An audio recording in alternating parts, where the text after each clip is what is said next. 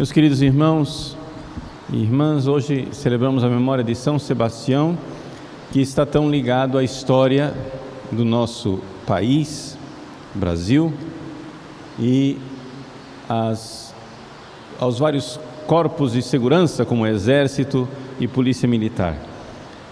Nós sabemos que houve uma tentativa de os franceses implantarem no Brasil uma colônia francesa, onde hoje é o Rio de Janeiro. E na luta contra essa invasão francesa, na época em que nós tínhamos São José de Anchieta, participou dessa guerra, nessa luta apareceu São Sebastião na Baía da Guanabara, lutando do lado das tropas portuguesas católicas contra os invasores franceses que eram calvinistas, protestantes. Portanto, pedimos a São Sebastião, que protegeu o nosso país da invasão francesa protestante, que continue protegendo o nosso Brasil. Quem foi São Sebastião? Bom, por incrível que pareça, embora São Sebastião tenha protegido os brasileiros contra a invasão francesa, ele era francês. Ou seja, ele nasceu na colônia romana da Gália, em Narbona, na França, mas logo sendo já cristão, ele seguiu a carreira militar.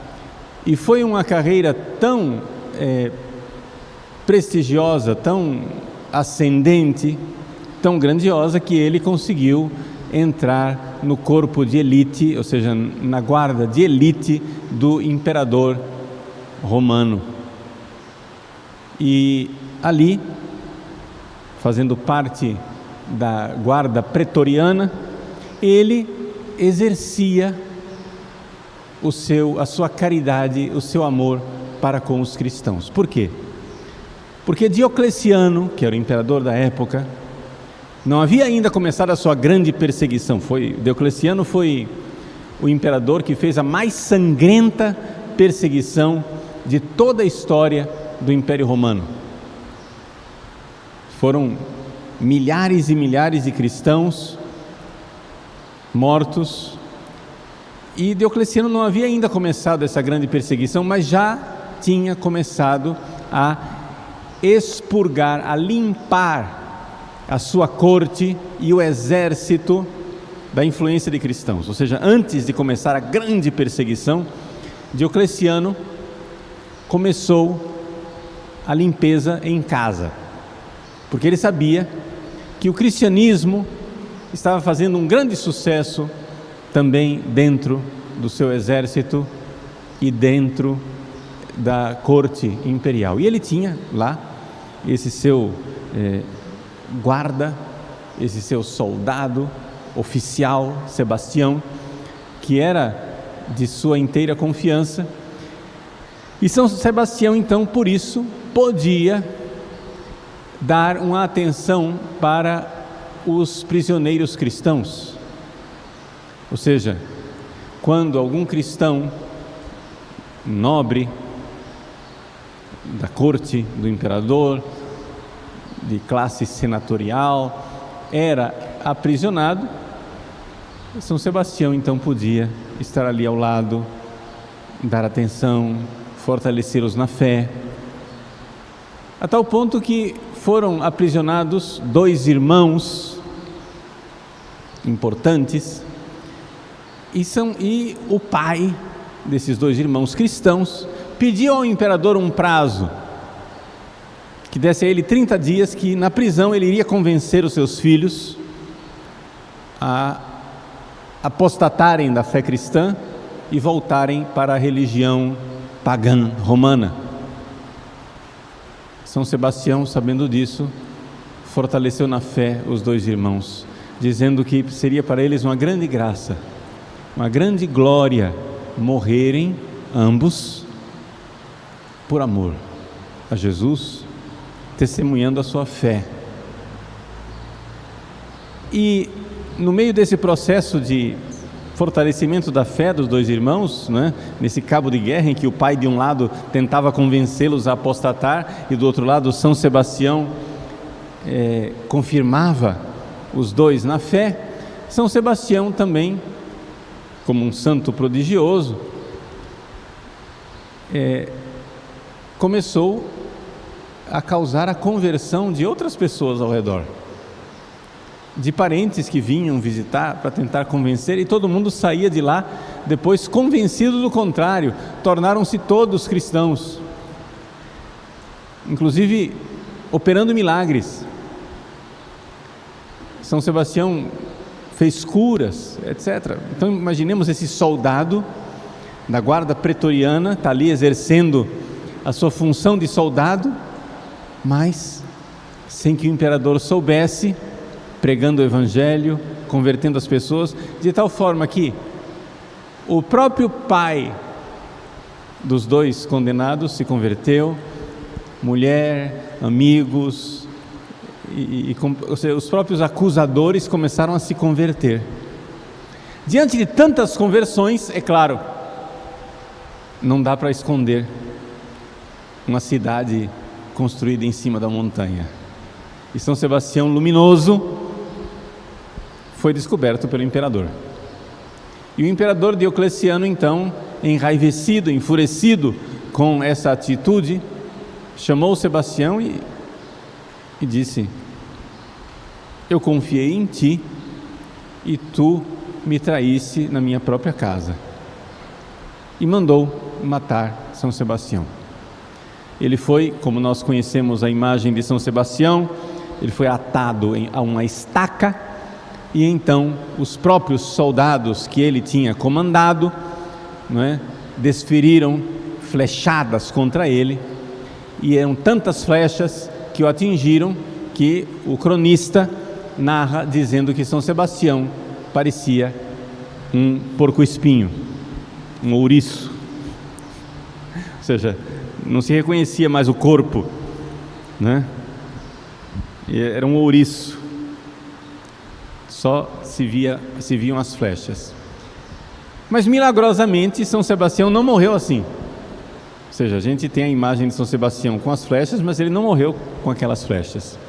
Ele foi abandonado pelos soldados, pensando que estaria morto. No entanto, seu corpo foi encontrado por uma cristã que cuidou dele, e ele, restabelecido milagrosamente, porque é evidente que foi um milagre de Deus, seus amigos cristãos aconselharam Sebastião: fuja de Roma.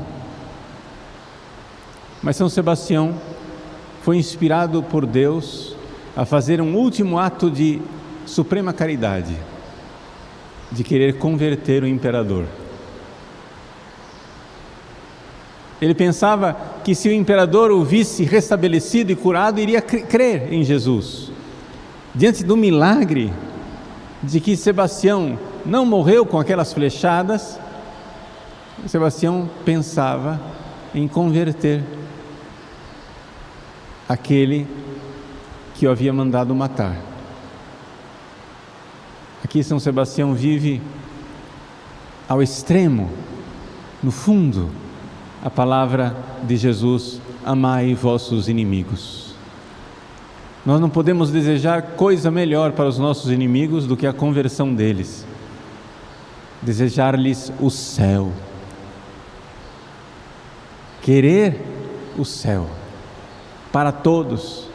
E é importante nós lembrarmos disso, meus irmãos.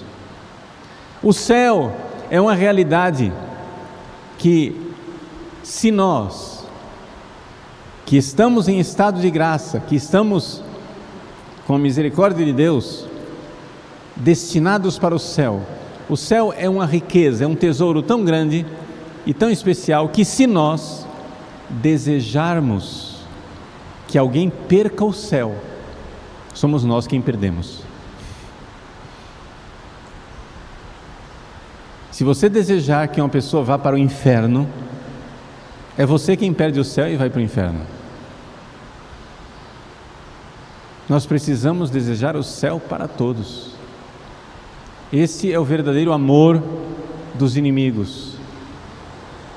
Amai os vossos inimigos. Não interessa o que a pessoa fez contra você. Não interessa que injustiça ela fez.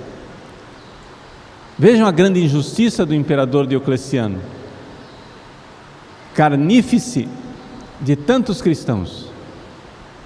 São Sebastião quis para ele o céu, quis para ele a conversão,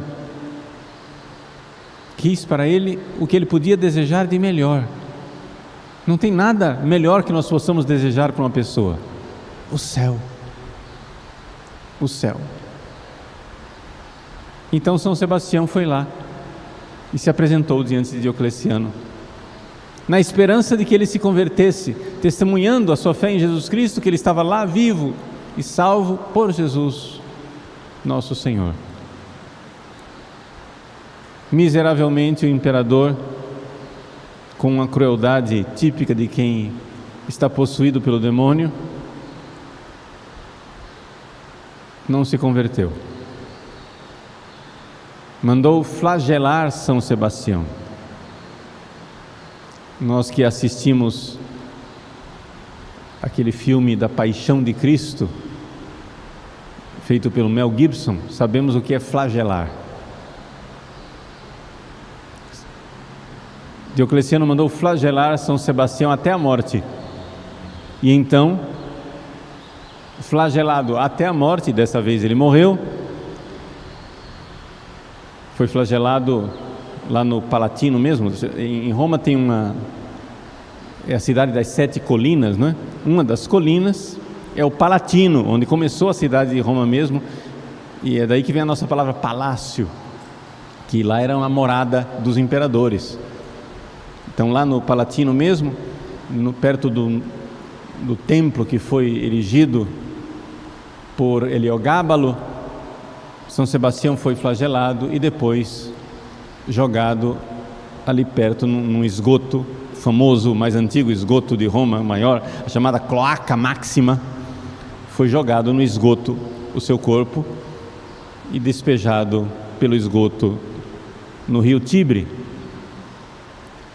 No lugar do martírio de São Sebastião, hoje em Roma existe a igreja de São Sebastião no Palatino, que é uma pequenina igreja, pouco conhecida, mas o seu corpo, o templo mais famoso de São Sebastião, está onde ele foi sepultado. O seu corpo foi reencontrado no Tibre e levado, colocado num cemitério na Via Ápia, e hoje nós temos a Basílica de São Sebastião fora dos muros, que é uma das basílicas, uma das 7 basílicas que se visitam em Roma. São Filipe Neri era muito devoto das catacumbas de São Sebastião, e foi lá nessa catacumba de São Sebastião que São Filipe Neri teve o seu Pentecostes, que ele recebeu o fogo do Espírito Santo. Bom, mas isso são detalhes que não vêm ao caso com relação à vida de São Sebastião. Coloquemos, no entanto, nossas vidas debaixo da proteção desse santo.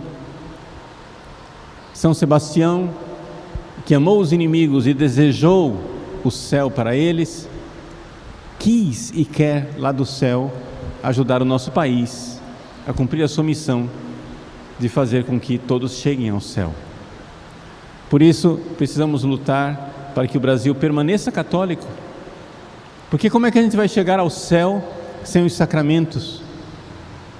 Os protestantes jogaram fora os sacramentos. São Sebastião, como católico, recebia os sacramentos. E nós precisamos receber os sacramentos, precisamos nos confessar, precisamos comungar, precisamos desejar que os membros da nossa família se convertam e venham aos sacramentos. Como que a gente vai entrar no céu sem o perdão dos pecados da confissão? Pode ser que entre por alguma graça especialíssima, mas não é o caminho ordinário. O caminho ordinário são os sacramentos. O caminho ordinário é pedirmos perdão. Por isso, São Sebastião, num ato de suprema caridade, enfrentou o imperador para tentar, num ato heróico e extremo, trazê-lo para o céu. Façamos nós também isso com nossos familiares, nossos amigos e até mesmo com aqueles que não são tão amigos como fez São Sebastião.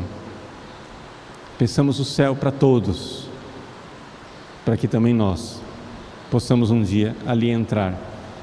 Rezemos de forma especialíssima também pelo Exército, pelas polícias militares, todos os corpos auxiliares que são protegidos por São Sebastião como padroeiro.